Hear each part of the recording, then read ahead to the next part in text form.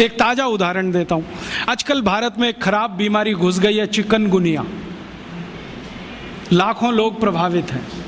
मैं 6 महीने से गांव-गांव घूम के उसका इलाज कर रहा हूँ और आपको सुनकर ताज्जुब होगा, ज़्यादा लोगों को इलाज में मैं एक ही बात बताता हूँ, तुलसी का काढ़ा पी लो, नीम की गिलोय होती है ना, उसको भी उसमें डाल लो, थोड़ा सूंठ डाल लो, थोड़ी छोटी पीपर डाल लो, बस ये 4-5 चीज़ें, और थोड़ा गुड़ डाल लो क्योंकि ये कड़वा इतना है कि पी नहीं पाओगे।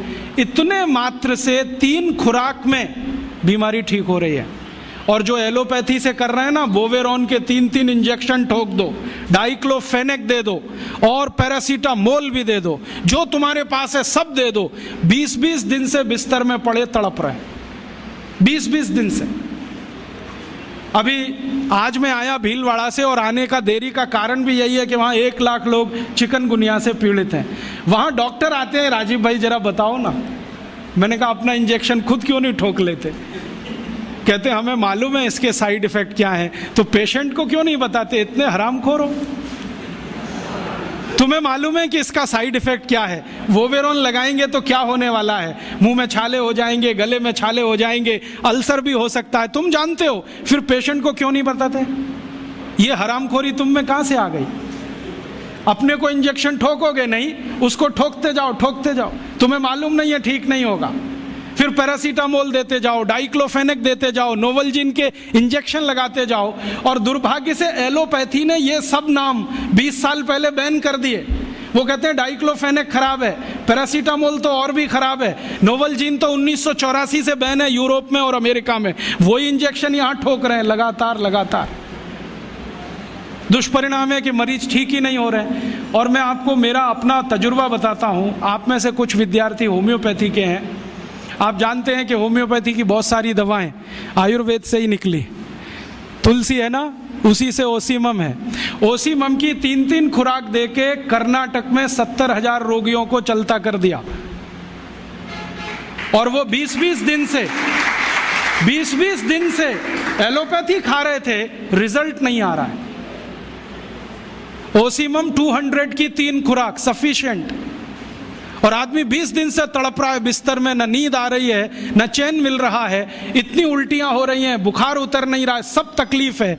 3 डोज दो, खत्म कहानी। मैंने उसको फिर कुछ जरूरत ही नहीं। और फिर आज स्थिति यह है कि कर्नाटक सरकार ने हमारे ये कैंपों के रिजल्ट देखने के बाद अपने डायरेक्टर्स और जॉइंट डायरेक्टर सबको लाइन से लगा दिया, जाओ राजीव दीक्षित के पास, सीखो उससे वो क्या दे रहा है और रिजल्ट क्यों आ रहे हैं। हमने 70,000 पेशेंट को दवा दी, 6 मरे, और उन्होंने 1,22,000 को दी, उसमें से मुश्किल से 6 बचे। ये कर्नाटक का हाल है। कर्नाटक में चिकनगुनिया इतना बुरी तरह से फैला है, कोई गांव नहीं बचा जहां चिकनगुनिया ना हो। मेरी तो स्थिति यह है कि कार्यकर्ता कम पड़ गए, डॉक्टर कम पड़ गए। अगर मेरे पास 1,000-2,000 डॉक्टर होते तो हम कर्नाटक के उन लाखों लोगों को बचा लेते जो मर गए पिछले 6 महीने। महाराष्ट्र में भी यही है। रिजल्ट मिलते हैं उन दवाओं से, तो भरोसा क्यों नहीं करें उनके ऊपर? ओसीमम तो तुलसी में से ही बनी है भाई, और तो क्या है, डाइल्यूशन फॉर्म में है, बस इतना ही तो है। और तुलसी का काढ़ा समझ लो मदर टिंचर फॉर्म है उसका, तो काढ़ा दे दो तो समझ लो मदर टिंचर दे दिया, और पोटेंसी में दिया तो डाइल्यूट करके दिया। और आप जानते हैं कि ये आयुर्वेद का ही सिद्धांत है कि औषधि की मात्रा जितनी कम रखो, असर उतना ही अधिक है। होम्योपैथी तो इसी पे काम करती है। तो अपने विज्ञान में दम तो है, अपनी विद्या में दम तो है, बस इसका प्रचार करने की बात है। प्रचार कौन करेगा? आप करेंगे। और इसका सबसे सरल तरीका है walk walk walk and talk talk talk. सबसे सरल तरीका। अगर आप इसका अपनी विद्याओं का प्रचार करना चाहते हैं, सरकार तो करेगी नहीं, क्योंकि वो एलोपैथी के चंगुल में फंसी है। हमारी सरकार के 2 मंत्रियों का तो मेरा तजुर्बा है पिछले 6 साल में। जब जब मैं उनके पास गया स्वास्थ्य मंत्री को मिलने के लिए, वो कहते राजीव भाई ये सब हमको समझता है, कर कुछ नहीं सकते, क्योंकि ऐसा जकड़ के रख लिया है। तो मैंने कहा इसमें आग तो लगा सकते हो, आग ही लगा दो, हनुमान जी की तरह से रावण की लंका एक बार जल जाए। कम से कम कहानी तो ख़त्म हो जाए। तो कहते हैं उतनी हिम्मत अभी तक नहीं आई है, आ जाएगी तो वो भी लगा देंगे। तो उनमें तो आने से रही, क्योंकि वो तो फंसे हैं अपने स्वार्थ में।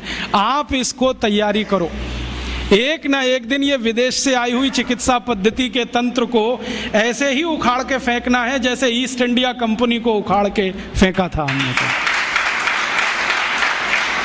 क्योंकि ये जो विदेशी चिकित्सा पद्धति है इसमें कोई दम नहीं।